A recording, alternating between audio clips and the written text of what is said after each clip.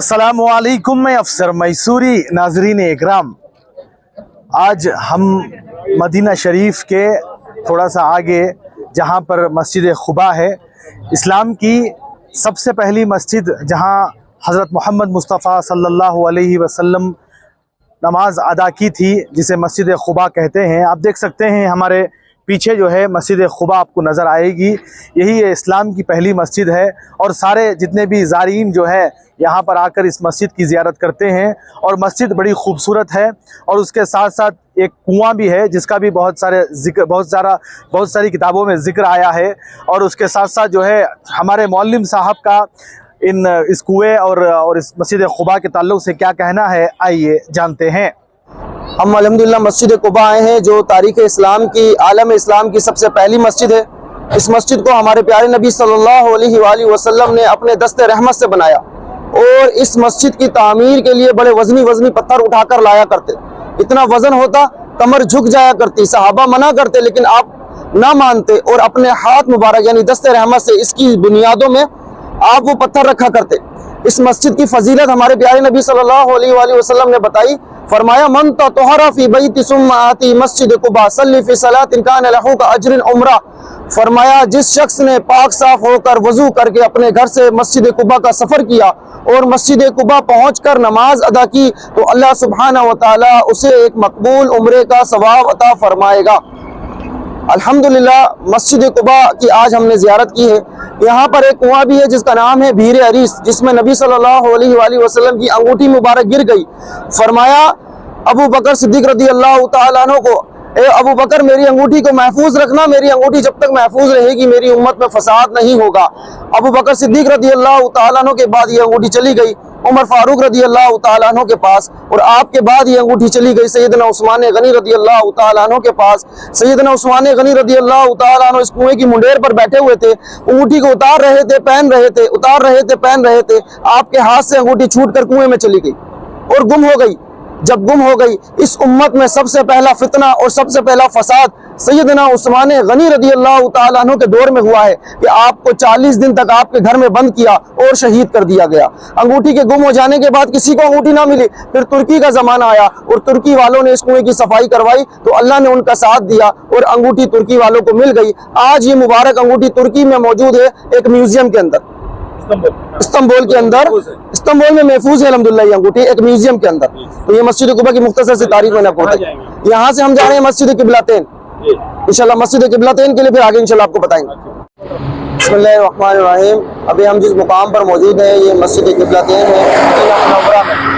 मस्जिद किबलतैन ये वो जगह है जहाँ से हमें खाने काबा मिला है। प्यारे आका करीम सल्लल्लाहु अलैहि वसल्लम ने इस मुकाम पर जब नमाज अदा फरमाई तो हमारा किबला पहले बैतुल मक़दस यानी मस्जिद अक्सा है, तो 2 रकात नमाज आपने यहाँ अदा फरमा ली। अब तीसरी रकात में है तो आपके दिल में ख्याल आया अगर मुसलमानों का किबला तब्दील हो जाए तो मुसलमानों के हक़ में बेहतर है, क्योंकि काफिर पहले ये ताना दिया करते थे कि ऐ ईमान वालों, तुम हमसे जंग करते हो, तुम्हारा खुदा हमसे अलग है, दीन हमसे अलग है, नबी अलग है, किताब अलग है, शरीयत अलग है, लेकिन किबला तुम हमारा इस्तेमाल करते हो।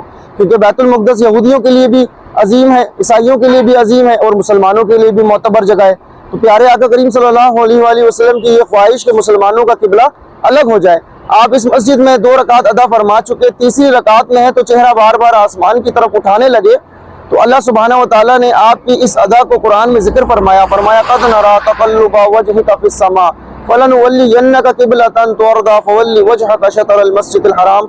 अल्लाह सुब्हानहू व तआला फरमाता है, मेरे महबूब नबी, हम देख रहे हैं आपके चेहरे को बार बार आसमान की तरफ उठाना, हम फेर देंगे रुख तुम्हारा उस किबले की तरफ जहां आपकी खुशी है, जहां आपकी चाहत है, और फेर दीजिए अपने चेहरे को मस्जिद हराम यानी खाने काबा की तरफ। और ये ईमान वालों, तुम जहां कहीं भी हो अपने चेहरे को काबे की तरफ कर लो।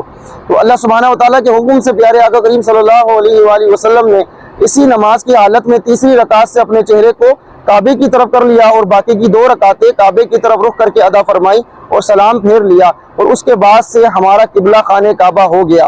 अल्लाह सुब्हानहू व तआला ने मुसलमानों पर ये एक अजीम एहसान किया कि हमें खाने काबा अता फरमा दिया, क्योंकि जिस तरीके से मुसलमानों का खुदा एक है, मुसलमानों का नबी एक है, इसी तरीके से मुसलमानों का किबला भी अब एक है। और ये एक किबला हमें जिस मुकाम से मिला वो ये मस्जिद किबलतैन है। ये वो खास जगह है जहाँ से हमें खाने काबा मिला।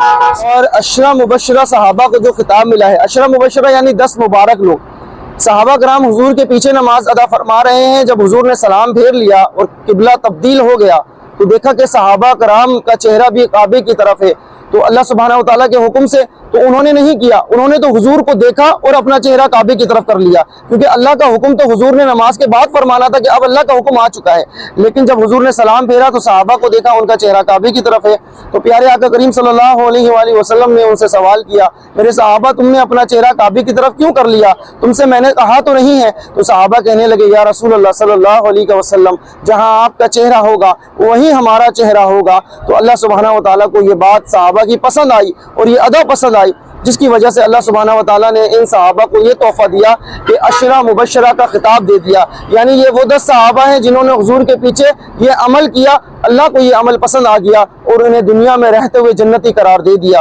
جنہیں اشرا مبشرہ کہا جاتا ہے۔ اشرا مبشرہ کا خطاب اور اشرا مبشرہ یہ 10 صحابہ اسی مسجد والے مقام سے انہیں خطاب ملا۔ الحمدللہ، اس باغ میں پہنچ کر دل باغ باغ ہو گیا ہے۔ الحمدللہ، کھجور کے باغ کے بارے میں سنا کرتے تھے، لیکن آج ہم نے دیکھا ہے آنکھوں سے، اس کے بارے میں بتائیے۔ الحمدللہ، دیکھیں یہ کھجوروں کا ایک باغ ہے اور مدینہ منورہ میں بہت سارے باغات ہیں۔ مدینہ منورہ کو پہلے کہا جاتا تھا کھجوروں کی بستی، یعنی یہاں اتنے باغات ہوا کرتے تھے کھجوروں کے کہ اسے کھجوروں کی بستی کہا جاتا تھا۔ پیارے آقا کریم صلی اللہ علیہ وآلہ وسلم نے ان باغات سے، ان شہروں سے، اس شہر سے اتنی محبت فرمائی ہے کہ آپ کی ایک حدیث کا مفہوم ہے، فرمایا میرے شہر کے درختوں کو بھی نہ کاٹا کرو، کہ میرے شہر کے درختوں کو بھی کاٹتے ہو تو مجھے تکلیف پہنچتی ہے۔ یہ جو مبارک جگہ ہے، یہ سامنے احد کا پہاڑ ہے، ابھی درختوں کی وجہ سے آپ کو نظر نہیں آ رہا، یہ سامنے احد کا پہاڑ ہے، اور یہ باغ جو ہے نا، یہ یہاں تک صرف ہمارے حاجیوں کے لیے بنایا گیا ہے کہ یہاں سکون سے چل سکتے ہیں اور یہاں پہ چل کے جو ہے نا ان باغات کو دیکھ سکتے ہیں، ورنہ اس باؤنڈری کے پیچھے جو پورا باغات کا سلسلہ چل رہا ہے اس میں پانی ڈلا ہوا ہے، اور جو ایک کھیتی کا طریقہ کار ہوتا ہے، پورا جو باغ کا اصل سسٹم ہوتا ہے، تو وہاں پہ جائیں گے تو حاجیوں کے پیر گندے ہو سکتے ہیں، پانی ہے، کیچڑ ہے، یا کوئی بھی کھجور گری ہے تو وہ خراب ہو سکتی ہے، اس کے لیے یہ جگہ کو خاص بنایا گیا ہے حاجیوں کے دیکھنے کے لیے، لیکن زیارت کے لیے۔ لیکن یہ جو پیچھے دیوار کے پیچھے جو پورا باغ چل رہا ہے یہ احد کے پہاڑ تک جا رہا ہے، احد کی وادی کے اندر یہ پورا باغ چل رہا ہے۔ اسی طریقے سے اور بھی مدینہ منورہ میں بہت سارے باغات ہیں، جیسے کہ حضرت سلمان فارسی رضی اللہ تعالیٰ عنہ کا باغات ہے، سیدنا عثمان غنی رضی اللہ تعالیٰ عنہ کا باغ ہے۔ ان باغات کی ایسی فضیلت ہے، آقا کریم صلی اللہ علیہ وآلہ وسلم نے اپنے دست رحمت سے حضرت سلمان فارسی رضی اللہ تعالیٰ عنہ کے باغ میں پودے لگائے ہیں کھجور کے لیے، حتیٰ کہ اجوا کھجور کا پودا بھی پیارے آقا کریم صلی اللہ علیہ وآلہ وسلم نے مدینہ منورہ کے باغ میں اپنے ہاتھ مبارک سے لگایا ہے۔ اور مدینہ منورہ کے ان باغات کی ایک اور خصوصیت یہ ہے کہ پیارے آقا کریم صلی اللہ علیہ وآلہ وسلم کے اس شہر مبارک میں جتنے بھی کھجوروں کے درخت ہیں یا جتنے بھی کھجوروں کے باغ ہیں، یہاں سب سے زیادہ پیدا ہونے والی جو کھجور ہے وہ کلمی ہے۔ اور الحمدللہ میں اس بات کو کہتے ہوئے بڑی خوشی محسوس کر رہا ہوں کہ ہمارے انڈیا کے جتنے بھی لوگ آتے ہیں وہ کلمی کھجور کو بہت پسند کرتے ہیں۔ کلمی کھجور کو ان کے پسند کرنا اور اس شہر مبارک میں سب سے زیادہ کلمی کھجور کا پیدا ہونا، دیکھیں کتنا کلوز معاملہ ہو گیا الحمدللہ۔ تو یہ باغ کی آپ بھی زیارت کر رہے ہیں، میں بھی الحمدللہ یہاں روز زیارت کرتا ہوں، ہمارے حاجی آئے ہیں یہ باغ کی زیارت کر رہے ہیں، یہاں کھجوریں وغیرہ بھی ملتی ہیں، بہت اچھے ریٹس میں اچھی کھجوریں مل جاتی ہیں۔ تو یہاں لانے کا مقصد یہ ہوتا ہے کہ آپ باغ کی زیارت بھی کر لیں اور اس کے بعد آپ یہاں سے اگر کھجور وغیرہ بھی لیتے ہیں تو بھی آپ کو فائدہ ہوتا ہے انشاءاللہ۔ تو دونوں طرح سے فائدہ ہے، ہمیں ایک اچھی مناسب چیز پہ قیمت بھی، کھجور بھی مل جاتی ہے۔ اور یہ لوگ کہتے ہیں، میں اس بات کا یعنی کہ گواہ نہیں ہوں، لیکن یہ کہتے ہیں تو میں نے سنا ہے کہ یہ جو پیچھے باغات چل رہے ہیں یہ ایک سعودی کا باغ ہے پورا ابھی فی الحال۔ وہ لوگ کیا کہتے ہیں کہ ہم اس باغ سے جو کھجور ٹوٹتا ہے، ان کا پیچھے کولڈ سٹور بنا ہے، تو کھجور یہاں باغ سے توڑنے کے بعد یہ مارکیٹ میں سیل نہیں کرتے بلکہ یہ اس کولڈ سٹور میں سیو کرتے ہیں اور یہاں اپنے باغ میں خود اس کھجور کو بیچتے ہیں، یعنی یہ مارکیٹنگ وغیرہ کے لیے کھجور باہر نہیں بیچتے ہیں، اس باغ کی جتنی بھی کھجور ہوتی ہے یہ خود اس کو سیو کرتے ہیں اور خود اس کو اپنے باغ میں اپنے آنے والے حاجیوں کو یہ سیل کرتے ہیں۔ تو الحمدللہ ان کا یہ کہنا ہے، مدینہ شریف میں کہہ رہے ہیں تو انشاءاللہ سچ ہی کہہ رہے ہوں گے۔ تو الحمدللہ یہاں سے جو کھجور ملتی ہے تو وہ ہمیں اسی باغ کی مل رہی ہے، تو یہ بھی ایک ہمارے لیے فائدے کی بات ہے۔ باقی دیکھیں کتنا خوبصورت ایک ماحول ہے، اس ماحول کے اندر آنے کے بعد یہ محسوس ہوتا ہے کہ حضور صلی اللہ علیہ وآلہ وسلم اسی طرح کے باغات میں اپنے صحابہ کے ساتھ مجلس لگایا کرتے ہیں۔ سبحان اللہ۔ بہت بہت